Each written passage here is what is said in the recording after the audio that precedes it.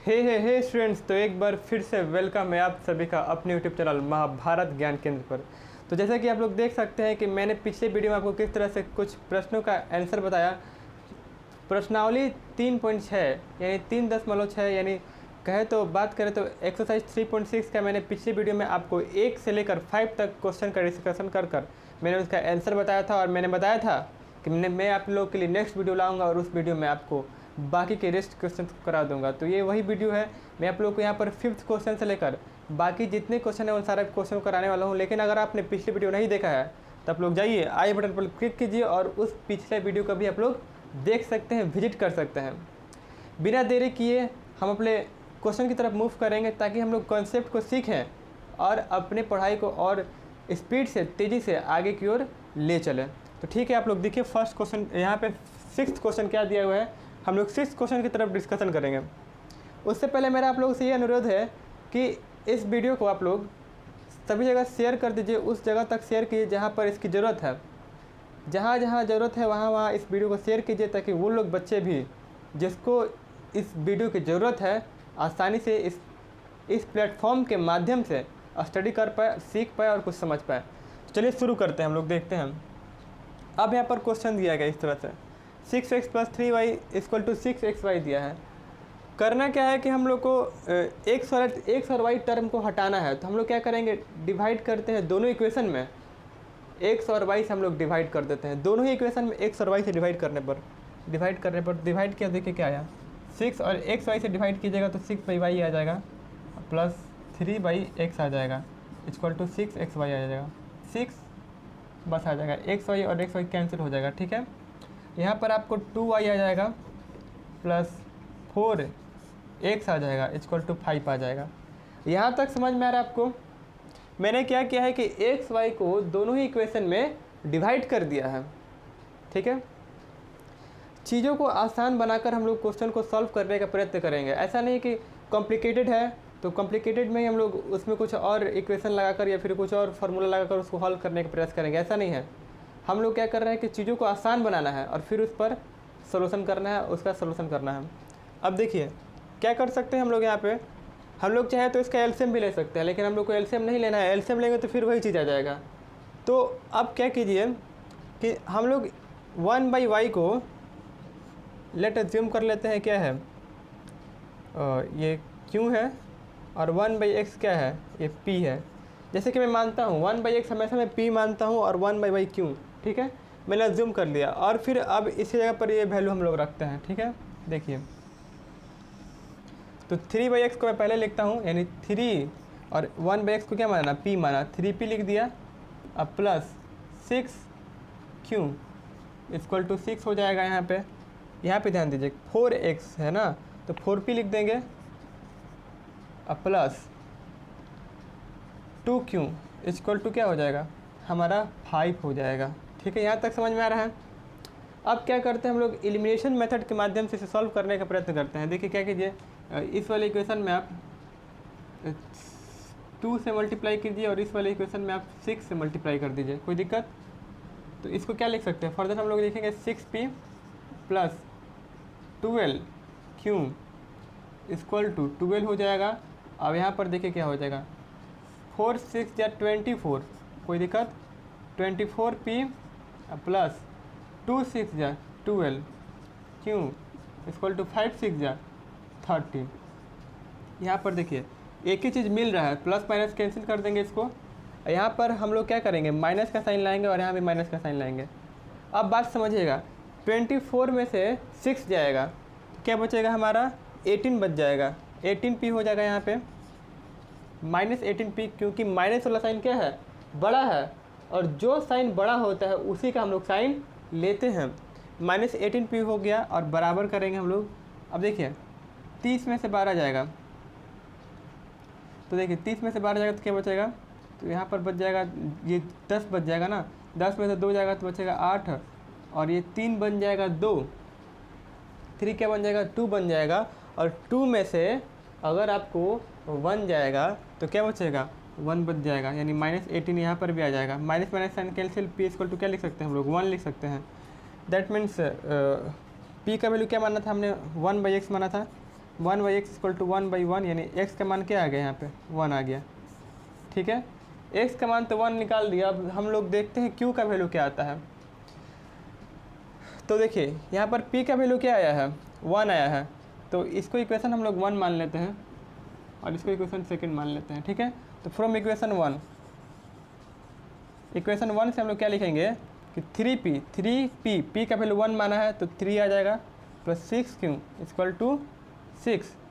तो 6q equal to क्या लिख सकते हैं 6q इक्वल टू लिख सकते हैं 6 माइनस 3 लिख सकते हैं, या फिर 6q इक्वल टू 3, या फिर देखिए यहाँ पे और यहाँ पर लिखेंगे हम लोग q इक्वल टू 3/6 हो सकता है कि नहीं, q इक्वल टू 3/6 हो सकता है।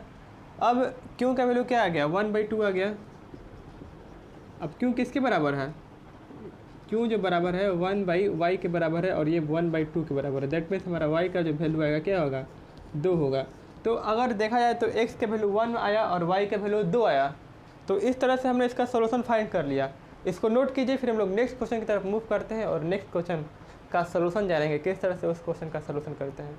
यहाँ तक नोट कीजिए, फर्स्ट ऑफ ऑल यहाँ तक नोट कर लीजिए। तो उम्मीद करता हूँ आप लोगों ने क्वेश्चन का जो सोल्यूशन है उसको नोट कर लिया होगा। अब हम लोग आगे की ओर के क्वेश्चन को देखने जा रहे हैं, तो चलिए देखते हैं किस तरह से आगे की ओर क्वेश्चन का सोल्यूशन किया जाएगा। तो इरेज कर रहा हूँ मैं इसको।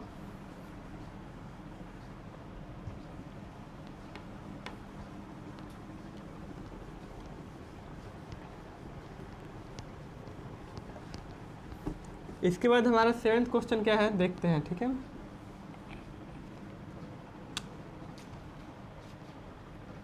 यहाँ पे 7th क्वेश्चन हमने लिखा। 7th क्वेश्चन देखते हैं। 7th क्वेश्चन कह रहा है कि 10/10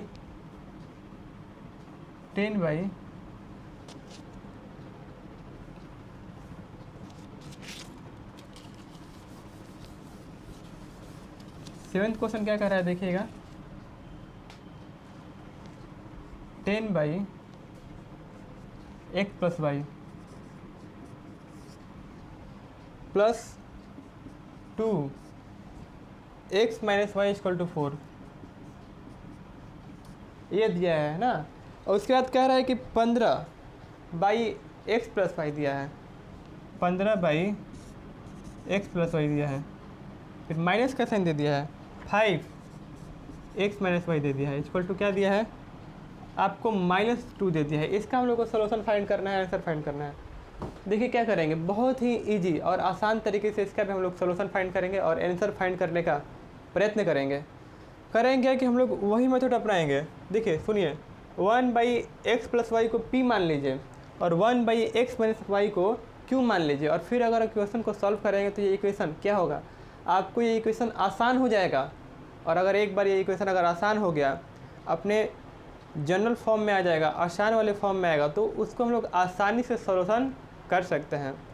देखिए चीज़ों को आसान बनाना सीखना है, किस तरह से चीज़ें आसान बनेगी ताकि हम लोग उसे आसानी से हल कर सकें, ये चीज़ें हमें आना चाहिए, उसे कॉम्प्लिकेटेड नहीं बना देना है। देखिए समझिए, अब क्या करेंगे हम लोग, 1/x + y को मैंने रखा, 1/x + y को मैंने रखा क्या p रखा, फिर 1/x - y को हमने q रखा। ठीक है, तो अब इसके अकॉर्डिंग देखिए 10p लिख सकते हैं, अब प्लस 2q लिख सकते हैं, = 4 लिख सकते हैं, इक्वेशन 1 हो गया। अब यहाँ पे देखिए 15p लिख सकते हैं, -5q लिख सकते हैं, = -2, इक्वेशन क्या हो गया 2 हो गया। अब कुछ करना नहीं है, देखिए ये सेकंड इक्वेशन में आप 5 से मल्टीप्लाई कर दीजिए और फर्स्ट इक्वेशन में 2 से मल्टीप्लाई कीजिए। ठीक है, यहाँ पे लिखिए multiply by 5 in equation 1 and multiply by 2 in equation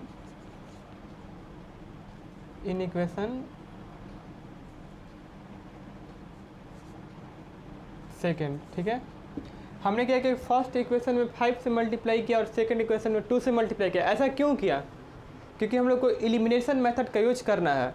ताकि हम लोग आसानी से एलिमिनेशन मेथड का यूज करके इसका आंसर फाइंड कर सकें। अब क्या करें, देखिए क्या होगा, 5 2 जा क्या हो जाएगा 10 आ जाएगा, और 2 5 जा यहाँ पे भी 10 आ जाएगा। एक बार प्लस में 10 आएगा, एक बार माइनस में 10 आएगा। फिर हम लोग ऐड करके उस अलजेब्रिक इक्वेशन को ऐड करके हम लोग क्यों हटा सकते हैं, एलिमिनेट कर सकते हैं, और इस तरह से हम लोग p का वैल्यू फाइंड कर सकते हैं। इसीलिए मैंने यहाँ पर इन दोनों इक्वेशन में 5 और 2 से मल्टीप्लाई किया। अब देखिए हमारे पास रिजल्ट क्या बनेगा। तो अगर हमने 5 से मल्टीप्लाई किया यहाँ पे, तो 5 10 जा 50p plus 10q equal to 20 हो जाएगा। ठीक है, अगर यहाँ पे 2 से मल्टीप्लाई किया जाएगा तो 30p प्लस नहीं माइनस होगा यहाँ पे, minus 10q equal to minus 2 जब 4 हो जाएगा।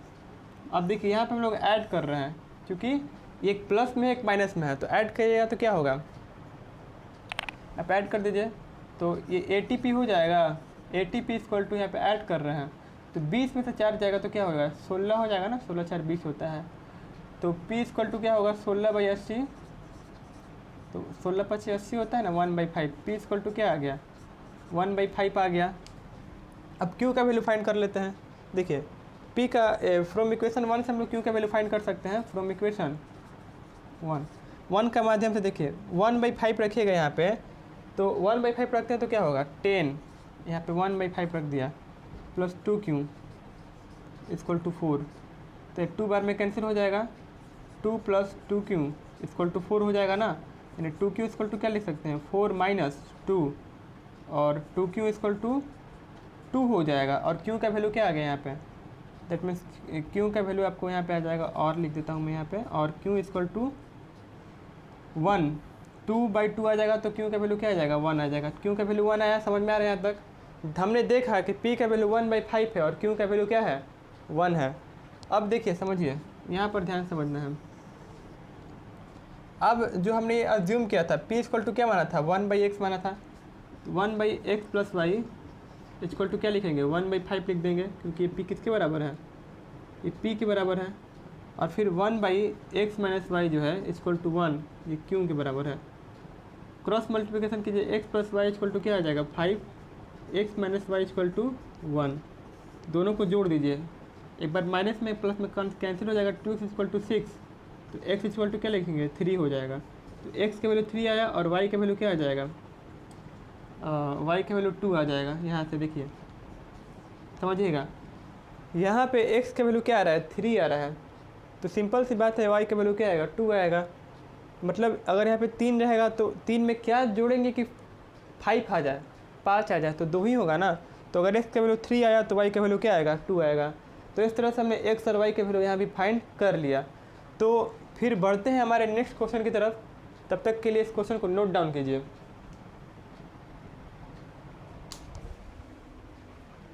Now let's proceed to our 8th question. हम लोग 8th क्वेश्चन की तरफ मूव कर रहे हैं और देख रहे हैं किस तरह से हम लोग 8th क्वेश्चन का सलूशन करेंगे। देखिए मैंने यहाँ पर 8 क्वेश्चन टाइप कर दिया है। अब देखिए इसमें भी करेंगे वही तरीका अपनाएंगे, वही चीज़ अपनाएंगे। हम लोग को चीज़ों को आसान बनाना है, और ऐसा नहीं कि कॉम्प्लिकेटेड बनाकर फिर उसको सॉल्यूशन कर रहे हैं। हम लोग को उसको बहुत आसान तरीके से सॉल्व करना है। कोई भी चीज़ इतना मुश्किल नहीं होता है जितना कि हम अज्यूम करते हैं, मानते हैं, सोचते हैं। ठीक है, अब देखिए यहाँ पर क्या है 1/3x + y है ना, 1/3x + y है, तो हम क्या कर सकते हैं 1/3x + y को p लेट कर सकते हैं। यानी हम मान सकते हैं क्या 1/3x + y जो है p है, या 1/3x - y जो है वो क्या है q है। तो ऐसा मानेंगे तो क्या हो जाएगा, हमारे पास इक्वेशन जो प्राप्त होगा वो p हो जाएगा, p + q इक्वल टू 3/4 हो जाएगा। फर्स्ट हो जाएगा ये, और ये हमारा सेकंड हो जाएगा p/2 हो जाएगा। सेकंड इक्वेशन क्या प्राप्त होगा p/2 माइनस q/2 बाई -1/8 हो जाएगा। तो क्या कर रहे हैं हम लोग, फर्स्ट इक्वेशन में 1/2 से मल्टीप्लाई कर दें, होगा क्या कि ये दोनों टर्म बराबर हो जाएगा। अगर हमने क्या किया फर्स्ट इक्वेशन में 1/2 से मल्टीप्लाई किया तो सेकंड इक्वेशन का q/2 और फर्स्ट इक्वेशन का q/2 दोनों आपस में बराबर हो जाएगा। और इस तरह से वो चूँकि प्लस में है और एक माइनस में है, तो हम लोग उसे कैंसिल कर कर एलिमिनेशन मेथड के माध्यम से उसका आंसर फाइंड कर सकते हैं। देखिए क्या करते हैं हम लोग, हमने फर्स्ट इक्वेशन में मल्टीप्लाई कर दिया 1/2 से, 1/2 से मल्टीप्लाई किया। देखिए लिखा है मैंने multiply by 1/2 in equation first. प्रथम इक्वेशन में, प्रथम समीकरण में 1/2 से गुणा करने पर, अब गुणा किया तो क्या आया, यहाँ पे देखिए गुणा किया तो क्या आया, p/2 आ गया प्लस q/2 आ गया, बराबर क्या आ जाएगा 3/8 आ जाएगा। गुणा कर दिया, फर्स्ट इक्वेशन था हमारा। अब देखिए p/2 यहाँ पहले से ही है, माइनस q/2 है इक्वल टू -1/8 है। आपस में जोड़ दीजिए इसको, प्लस माइनस कैंसिल हो जाएगा, कैंसिल हो जाएगा कि नहीं हो जाएगा, इसको जोड़ेगा तो p/2 प्लस p/2 जोड़ेगा तो आपको बस मिल जाएगा p, मिल जाएगा। कैसे मिलेगा पता है आपको, p/2 2p/2 हो जाएगा और 2 कैंसिल हो जाएगा तो बचेगा क्या, p बच जाएगा। p बराबर, अब देखिए p बराबर क्या होगा, देखिए 3/8 है और इसमें से 1/8 को कैंसिल कर देते हैं तो क्या बन जाएगा हमारे पास, तो 2/8 बच जाएगा ना। 2/8 यहाँ पे 2/8 हमने लिखा, 2/8 क्या हो गया 1/4 हो गया। तो यहाँ पर p का मान जो है 1/4 आया। आपने देखा कि p का मान जो है वो क्या है 1/4 है। अब q का वैल्यू निकाल लेते हैं, q का वैल्यू यहाँ से निकल जाएगा, q इक्वल टू क्या आएगा 3/4 माइनस p, यानी 3/4। अब p का वैल्यू क्या है 1/4 है, दैट मीन्स q का वैल्यू आपको 2/4 आ जाएगा, दैट मीन्स 1/2 आ जाएगा। q का वैल्यू 1/2 और p का वैल्यू p/4 है। अब इसी चीज़ को हम लोग जो p और q लेट किया था, जो p हमने माना था x और y के टर्म में और जो q माना था x और y के टर्म में, उसमें हम लोग रिप्लेस करेंगे, रखेंगे। तो हमने क्या माना था, p इक्वल टू माना था, देखिए हमने माना था 1/3x प्लस y माना था। तो मैं यहाँ पर लिखता हूँ p इक्वल टू क्या माना था 1/3x plus y equal to p माना था। p क्या है, p किसके बराबर है 1/4 के बराबर है। और फिर हमने माना था कि 1/3x minus y equal to 1/2 माना था कि नहीं माना था।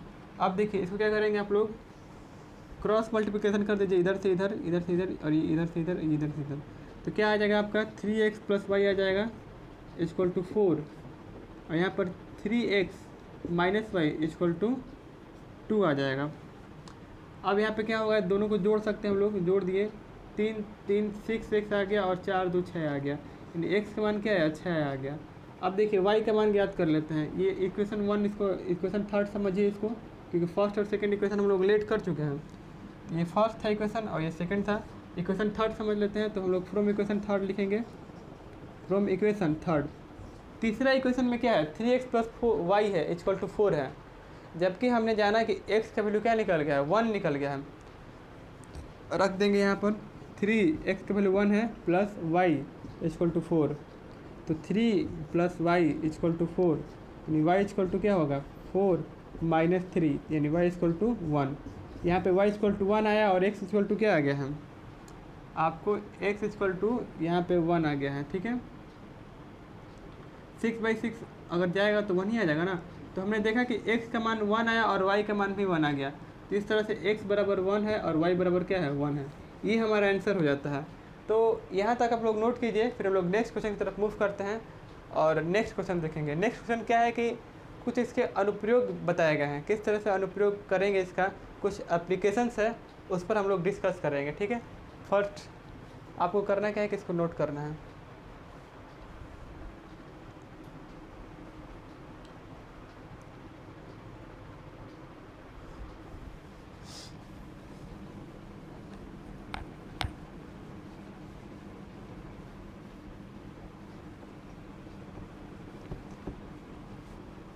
नेक्स्ट देखते हैं हम लोग, हमारा जो नेक्स्ट क्वेश्चन क्या है उसको हम लोग देखेंगे। तो नेक्स्ट क्वेश्चन कुछ अनुप्रयोग दिया गया है ना। तो देखिए मैं आप लोगों को इंग्लिश में क्वेश्चन टाइप करके दिखाया, तो यहाँ पर आप लोग देख सकते हैं यहाँ पे इंग्लिश में क्वेश्चन फ्लैश हो रहा है। अब मैं आप लोग को हिंदी में क्वेश्चन पढ़ कर सुना देता हूँ, ठीक है। देखिए क्वेश्चन ये है कि रितु धारा के अनुकूल, धारा के अनुकूल, अनुकूल मतलब होता है डाउन स्ट्रीम, ठीक है। 2 घंटे में 20 किलोमीटर तैर सकती है। और धारा के प्रतिकूल, धारा के प्रतिकूल यानी अप स्ट्रीम, ऊपर की ओर 2 घंटे में 4 किलोमीटर तैर सकती है। तो उसकी स्थिर जल में चाल तथा धारा के चाल ज्ञात कीजिए। देखिए, तो हम लोग यहाँ पर बनाते हैं इसको, ठीक है। सेकंड का फर्स्ट है। अब यहाँ पर देखिए क्या लिखा है। माना कि लेट कर लेंगे द स्पीड ऑफ ऋतु, माना कि ऋतु की चाल जो है, ऋतु की चाल क्या है, x किलोमीटर पर आवर से, और धारा की चाल, धारा की जो चाल है आपको y किलोमीटर पर आवर से, ठीक है। ऋतु की चाल मान लिया और धारा की चाल मान लिया। अब धारा के अनुकूल कुल चाल, ठीक है, धारा के अनुकूल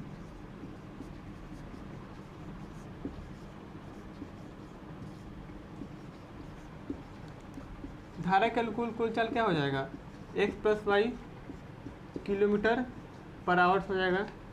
अनुकूल मतलब क्या, अनुकूल मतलब downstream, total speed of stream, downstream total speed of stream हो जाएगा क्या, x plus y kilometre per hour हो जाएगा, ठीक है। अब देखिए धारा के प्रतिकूल हम लोग देखेंगे, धारा के प्रतिकूल कुल चाल x माइनस वाई हो जाएगा किलोमीटर पर आवर, ठीक है। अब बात समझिए, हम लोग जानते हैं क्या कि स्पीड बराबर क्या होता है, स्पीड बराबर हमने देखा है कि डिस्टेंस अपॉन टाइम होता है, dt, डिस्टेंस अपॉन टाइम। तो डिस्टेंस बराबर क्या हो जाएगा, स्पीड इनटू टाइम हो जाएगा, ठीक है। आप लोग ये जानते हैं। तो अब समझिए, उसने कहा कि आगे क्वेश्चन में कह रहा है कि ऋतु धारा के अनुकूल 2 घंटे में 20 किलोमीटर तैर सकती है। धारा के अनुकूल जो है वो 20 किलोमीटर तैरती है कितने घंटे में, 2 घंटे में। यानी ये टोटल डिस्टेंस हो गया, ठीक है, और ये टाइम हो गया। धारा के अनुकूल क्या हो गया, ये स्पीड हो गया, ठीक है। ये हमारा इक्वेशन 1 हो गया। और उसने कहा कि धारा के विपरीत दिशा में वो 4 किलोमीटर तैरती है कितने घंटे में, 2 ही घंटे में तैरती है, x माइनस वाई हो जाएगा। इक्वेशन सेकंड हो गया। इक्वेशन को सॉल्व कीजिए। देखिए हम लोग लिख सकते हैं क्या, 20 2x प्लस 2y लिख सकते हैं, 4 equal to 2x minus 2y लिख सकते हैं। जोड़ दीजिए इक्वेशन को, ये कैंसिल हो जाएगा, 2 to 4x, 4x हो गया, 2 to 4x हो गया, और 20 4 क्या हो जाएगा 24। तो x बराबर क्या हो जाएगा 6 हो जाएगा ना, 6 किलोमीटर पर आवर्स हो गया यहाँ पे x का मान। और y का वैल्यू देखिए कैसे निकलेगा, फ्रॉम इक्वेशन 1 y का वैल्यू निकाल सकते हैं। 20 इक्वल टू 2, x का वैल्यू क्या रखिए 6 प्लस y, या फिर 10 इक्वल टू 6 प्लस वाई, या फिर y इक्वल टू क्या आ जाएगा 4 किलोमीटर पर आवर। तो हमने देखा कि x का मान जो है वो 6 किलोमीटर निकल गया, और y का मान क्या निकला 4 किलोमीटर पर आवर में निकला। x जो है आपका क्या है, वो ऋतु की चाल है, ठीक है, और y क्या है, वो धारा की चाल है, यानी स्पीड ऑफ स्ट्रीम है, और x क्या है, स्पीड ऑफ ऋतु है। तो यहाँ तक नोट कीजिए, फिर हम लोग नेक्स्ट क्वेश्चन की तरफ मूव करते हैं। नाउ स्टूडेंट्स, अब हम लोग देखते हैं क्या, सेकंड का सेकंड देखते हैं। तो आप लोग को मैं यहाँ पर क्वेश्चन फ्लैश कर देता हूँ इंग्लिश में, आप लोग इंग्लिश में क्वेश्चन रीड कर सकते हैं। अब देखिए मैं हिंदी में क्वेश्चन पढ़ देता हूँ, ठीक है।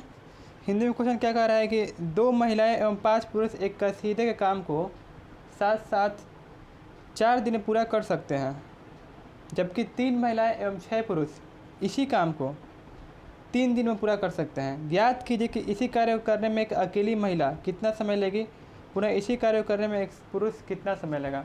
मान लिया कि एक अकेली महिला द्वारा लिया गया समय जो है वो x है। माना कि यहाँ पे देखिए सेकंड का सेकंड है, माना कि महिला द्वारा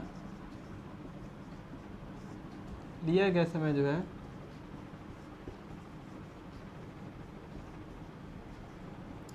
उस समय क्या है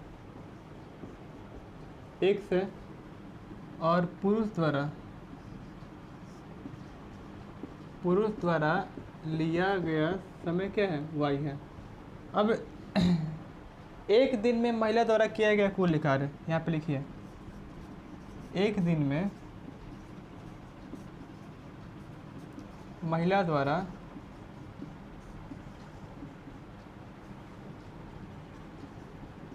किया गया कार्य, एक दिन में महिला द्वारा किया गया कार्य क्या हो जाएगा, 1/x हो जाएगा। और एक दिन में पुरुष द्वारा किया गया कार्य क्या होगा, 1/y हो जाएगा। अब देखिए आया क्वेश्चन क्या कर रहा है, क्वेश्चन कह रहा है कि 2 महिला एवं 5 पुरुष है, तो 2 महिला एवं 5 पुरुष है तो क्या हो जाएगा, 2/x हो जाएगा और प्लस 5/y हो जाएगा। 2 महिला और 5 पुरुष 2/x हो गया और 5/y हो गया। अब कह रहा है कि कितना दिन में काम कर रहे हैं, ये काम को 4 दिन में साथ साथ पूरा कर रहे हैं। ठीक है, ये हमारा एक इक्वेशन बन गया। और सेकेंड इक्वेशन ये कह रहा है कि इसी काम को 3 महिला, यानी क्या हो जाएगा, क्या आपका हो जाएगा, हाँ 3/x हो जाएगा, 3 महिला और 6 पुरुष, 6/y हो जाएगा, 6 पुरुष 3 दिन में पूरा करते हैं, 3 दिन में पूरा करते हैं। ठीक है, तो हमें बताना है कि क्या बताना है कि एक महिला द्वारा लिया गया कुल समय कितना है और एक पुरुष द्वारा लिए गया कुल समय कितना है। तो क्या करेंगे, कुछ करना नहीं, हम लोग को इसी इक्वेशन को सॉल्व कर देना है और फिर हम लोग का आंसर आ जाएगा। आप देखिए क्या करेंगे, हम लोग फर्दर इसको ऐसे लिख सकते हैं, क्या लिखेंगे, 4 को हम लोग इधर भेज देंगे, तो हमने लिखा 2/x plus 5/y equal to 1/4 लिखा। और फिर देखिए 3 को हम लोग नीचे भेज देंगे, तो हम लोग क्या लिखेंगे, 3/x plus 6/y equal to 1/3 लिखा। समझ में आ रहा है यहाँ तक। फिर कुछ करना नहीं, क्या कीजिए, 1/x को आप p मान लीजिए, 1/x क्या मान लीजिए, p मान लीजिए, और 1/y क्या मान लीजिए, q मान लीजिए।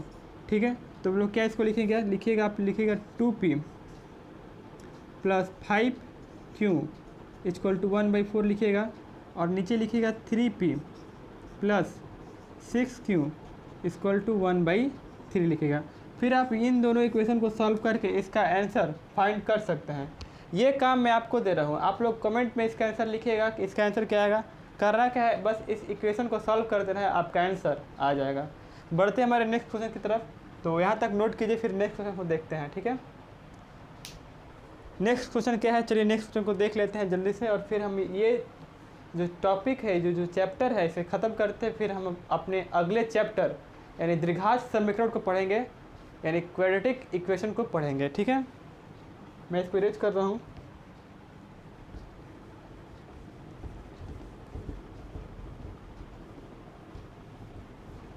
अब देखिए सेकंड का थर्ड क्वेश्चन क्या है, थर्ड क्वेश्चन पे हम लोग गौर करेंगे। मैं थर्ड क्वेश्चन को फ्लैश कर दूंगा यहाँ पर, आप लोग थर्ड क्वेश्चन को इंग्लिश में देख सकते हैं, फ्लैश कर दिया जाए थर्ड क्वेश्चन को। थर्ड क्वेश्चन देखिए आप लोग, इंग्लिश में आपको दिखाई दे रहा होगा थर्ड क्वेश्चन। अब बात समझिए थर्ड क्वेश्चन क्या कह रहा है। तो थर्ड क्वेश्चन कह रहा है कि रूही 300 किलोमीटर दूरी पर स्थित अपने घर जाने के लिए कुछ दूरी रेलगाड़ी द्वारा तय करती है और कुछ दूरी बस द्वारा तय करती है। यदि वह 60 किलोमीटर रेलगाड़ी द्वारा तय करती है तथा शेष बस द्वारा यात्रा करती है तो उसे 4 घंटे लगते हैं। यदि वह 100 किलोमीटर रेलगाड़ी से तथा शेष बस से यात्रा करे तो उसे बस 10 मिनट और अधिक समय लगते हैं। तो हमें बताना है कि रेलगाड़ी की चाल क्या है और साथ ही साथ बस की चाल क्या है, बताना है। तो मान लीजिए कि रेलगाड़ी की चाल जो है, रेलगाड़ी की चाल मान लीजिए x से, रेलगाड़ी की चाल क्या माना, x किलोमीटर पर आवर से, और बस की चाल क्या मान लीजिए, y किलोमीटर पर आवर से। Speed of train is equal to x kilometre per hours and speed of bus is equal to y kilometre per hours. अब आगे देखिए क्या करेंगे इसमें, देखिए अब उसने कहा कि वो 300 किलोमीटर दूर जा रही है, मतलब टोटल डिस्टेंस क्या है, दूरी क्या है, 300 किलोमीटर है। हम लोग जानते हैं कि क्या होता है, चाल बराबर होता है दूरी बटा में समय, ठीक है। स्पीड बराबर डिस्टेंस बाई टाइम, और समय बराबर क्या होता है, दूरी बटा में चाल। इस बात को हम जानते हैं। अब क्या कह रही है कि मतलब देखिए वह 60 किलोमीटर रेलगाड़ी से जाती है। तो देखिए 60 किलोमीटर रेलगाड़ी से गई, और जो 60 को अगर हम लोग 1 से डिवाइड कर देंगे तो हमारा क्या निकल जाएगा, समय निकल जाएगा। और फिर आप देखिए शेष कह रहा है, शेष मतलब 300 किलोमीटर से 60 में से 300 घटा दीजिए तो शेष निकल जाएगा 240 निकल जाएगा। 240 जो है वो आपको किससे जाती है, बस से जाती है। तो उसका भी आप समय निकालेगा तो 240/y हो जाएगा। और ये टोटल कितना समय लगता है उसको, 4 घंटे लगते हैं, ठीक है। तो ये टोटल समय कितना लगता है उसको, 4 घंटे लगते हैं। 4 घंटा लग गया यहाँ पे। तो ये टोटल समय हो गया। देखिए ये जो समय मैंने निकाला ये रेलगाड़ी का समय हो गया और ये बस का समय हो गया, दोनों समय मिलाकर 4 घंटे हो रहे हैं। अब कह रहा है कि सेकंड में कह रहा है कि रेलगाड़ी और जो बस है दोनों को मिलाकर 4 घंटे से 10 मिनट और अधिक होता है। तो 4 घंटे से 10 मिनट अधिक क्या होगा, 4 घंटा हो गया और 10 मिनट, ठीक है। इसको भी घंटा में बदलते हैं, 4 आवर्स लिखे हमने, और प्लस 10 मिनट को आवर में बदलने के लिए 60 से डिवाइड कर दिया। तो 4 + 1/6 आ गया, यहाँ पे 1 6 यहाँ पे आएगा, और फिर यहाँ पे क्या हो जाएगा, देखिए 24 + 1 यानी 25/6 आवर, ये घंटा में बदल गया। तो सेकंड कह रहा है कि उसने कहा कि यदि वह 100 किलोमीटर रेलगाड़ी से जाती है, 100 किलोमीटर रेलगाड़ी से गई, 100/x मतलब उसका समय निकल गया। अब और शेष क्या हो जाएगा, शेष देखिए शेष इसमें से घटा दीजिए, 100 घटाइएगा तो कितना आएगा, 200 आ जाएगा। और उसने कहा कि शेष जो है उसने किससे गई, बस से गई। तो शेष बस से गई तो उसका टोटल समय कितना लगा, 25/6 आवर्स लगा। तो यही क्या करना है, यही दो हमारे जो इक्वेशन हमने प्राप्त किया, अगर उसका सॉल्यूशन फाइंड कर देते हैं तो हमारा आंसर मिल जाएगा। किस तरह से मैंने इक्वेशन बनाया मैंने आपको बताया विस्तार से। अब देखिए इसका आंसर फाइंड करते हैं हम। क्या कीजिए, देखिए समझिएगा। तो 1/x को हम लोग p मान लेते हैं, यहाँ पे लिखा हमने 1/x क्या मान लिया, p मान लिया, और 1/y क्या मान लिया, q मान लिया। तो 16p + 214q = 4 लिखा हमने। और यहाँ पर लिखेंगे क्या, 100p + 200q = 25/6।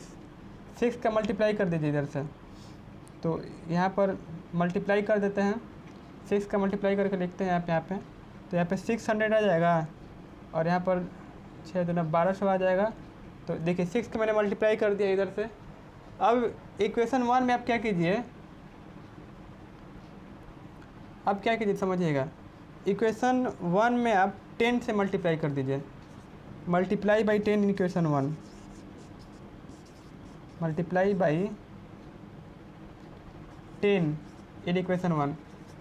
तो इक्वेशन 1 में 10 से मल्टीप्लाई किया तो क्या आएगा हमारे पास, देखिए समझिएगा, 600p + 240, 2400 ना, 2400q = 40, ये आ गया। अब यहाँ पर पहले से ही 600p है प्लस 1200 q है, अब 25 है, यहाँ पर घटा दीजिए, घटाइएगा तो क्या होगा, ये चीज़ कैंसिल हो जाएगा ना। 600p और 600p प्लस में है, तो यहाँ पर हमने सब्ट्रैक्ट किया है और 600p कैंसिल कर दिया। अब बचा क्या, देखिए सब्ट्रैक्ट किया तो यहाँ पे 1200q बच जाएगा, और सब्ट्रैक्ट किया ना आपने तो 0 में से 5 जाएगा तो 5 बच जाएगा, और यहाँ पे 15 बच जाएगा, ठीक है। तो हमने देखा q = क्या आया, 15/1200 आ गया, ठीक है। q = 15/1200 आ गया। अब समझिए क्या करेंगे। तो अब देखिए क्या करते हैं ना, q = 15/1200 आ गया। तो अब देखिए 5 के टेबल से घटाइए, 5 3 जा 15, और ये जाएगा कितने बार में, 5 के टेबल से ना, तो 5 2 जा 10, अब फिर 5 4 जा 20 0, ठीक है। 3 8 जा 3 जो 24 होता है। तो q = क्या आ गया, 1/80 आ गया। यहाँ पर q का मान 1/80 निकल गया। और अब निकालते हैं हम लोग पी का मान। पी का मान कैसे निकलेगा देखिएगा, इक्वेशन 1 में से पी का मान निकाल सकते हैं ना, फ्रॉम यहाँ पे हम निकालते हैं। ठीक है, मैं इसको इरेज करता हूँ थोड़ा सा इसके पार्ट को। देखिएगा फ्रॉम इक्वेशन 1 के माध्यम से हम लोग पी का मान ज्ञात करेंगे। फ्रॉम इक्वेशन 1 इक्वेशन क्या कह रहा है, ये इक्वेशन 1 है यहाँ पे, और ये आपका 1 यहाँ पर इक्वेशन है, और ये इक्वेशन 2 है। ठीक है, तो 1 और 2 से निकालते हैं हम लोग। तो 1 यहाँ पर लिखा 60p, हमने लिखा 60p plus 240q, 240q। q का जो वैल्यू है क्या है 1/18 है, यहाँ पे 1/80 रख दीजिए, इक्वल टू क्या है 4 है। समझिएगा, मैंने लिखा 16p, मैंने क्या लिखा 16p लिखा, और 214p/18 और इक्वल टू 4 लिखा। ठीक है, मैं देख लेता हूँ सही आ रहा है कि नहीं, थोड़ा सा इसको मैं इस तरह से कर देता हूँ। ठीक है, अब देखिए यहाँ तक आपको समझ में आ रहा है, कोई दिक्कत नहीं। अब इसको देखिए यहाँ से आप कैसे कीजिएगा, क्या कीजिएगा आगे, इसको आप 3 बार में कैंसिल कर सकते हैं। ठीक है, तो 16p इक्वल टू क्या लिख सकता हूँ मैं 4 - 3 लिख सकता हूँ। 16p इक्वल टू 1, यानी p इक्वल टू 1/60। अब p का मान 1/60 आ गया और q का मान 1/18 आ गया।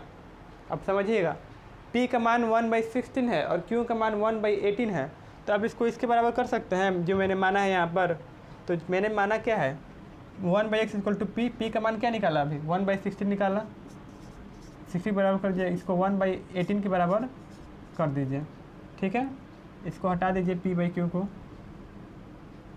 अब देखिए तो x का मान क्या आ जाएगा, x का मान आपका 16 आ जाएगा और y का मान आपका क्या आ जाएगा 18 आ जाएगा। दैट मीन्स हमारा जो आंसर आएगा वो x इक्वल टू 16 होगा और y इक्वल टू 18 होगा। तो मतलब रेलगाड़ी की चाल क्या होगी 60 km/h होगी, और हमारा बस की चाल क्या होगी 80 km/h होगी। तो यहाँ तक इस क्वेश्चन को नोट कीजिए। फिर हम लोग मिलते हैं नेक्स्ट वीडियो में, और नेक्स्ट वीडियो में हम लोग क्या डिस्कस करेंगे, एक नए चैप्टर के साथ मिलेंगे, एक नए जोश के साथ मिलेंगे। तो नेक्स्ट चैप्टर का इंतजार कीजिएगा। तो यहाँ तक आप लोग नोट कीजिए, फिर मिलते हैं नेक्स्ट वीडियो में। तब तक के लिए जय हिंद, जय भारत।